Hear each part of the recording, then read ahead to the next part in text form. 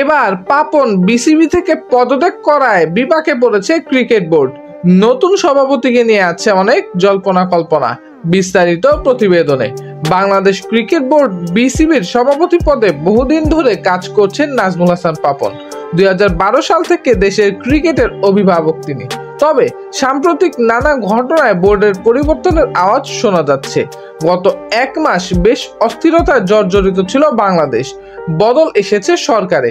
স্বৈরাচারী আওয়ামী লীগ সরকারের বিরুদ্ধে দেশবাসীর তীব্র আন্দোলনের মুখে পদত্যাগ করে পালিয়ে ভারতে চলে গেছেন সাবেক প্রধানমন্ত্রী শেখ হাসিনা। শান্তিতে নোবেল বিজয়ী অধ্যাপক ডক্টর মোহাম্মদ ইউনূসকে প্রধান উপদেষ্টা করে গঠন করা হয়েছে অন্তর্বর্তীকালীন সরকার। দেশের নীতি নির্ধারণী কার্যক্রম সব পরিচালিত হচ্ছে এই সরকারের অধীনে। আওয়ামী লীগ সরকারের পতনের ফলে বিসিবিতেও বাজছে পরিবর্তনের সুর। বিসিবির সামনে বিক্ষোভ আন্দোলন নিয়ে জড় হচ্ছেন অনেকেই।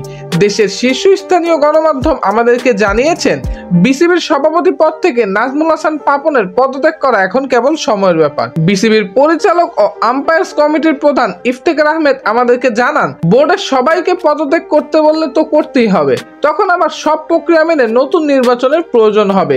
তবে নতুন নির্বাচনে কে আমাদের বোর্ড প্রধান হবে তা নিয়ে আছে অনেক জল্পনা কল্পনা।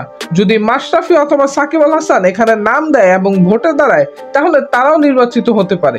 এছাড়া আমরা তামিম ইকবালকেও একটি চয়েস রাখতে পারি। এছাড়া অন্য যদি কেউ আসতে চায় তাহলেও ভোটের মাধ্যমে আসতে হবে। সুপ্রিয় দর্শক, আপনারা পরবর্তী বিসিবির প্রধান হিসেবে কাকে দেখতে চান তা অবশ্যই কমেন্ট করে জানাতে ভুলবেন না।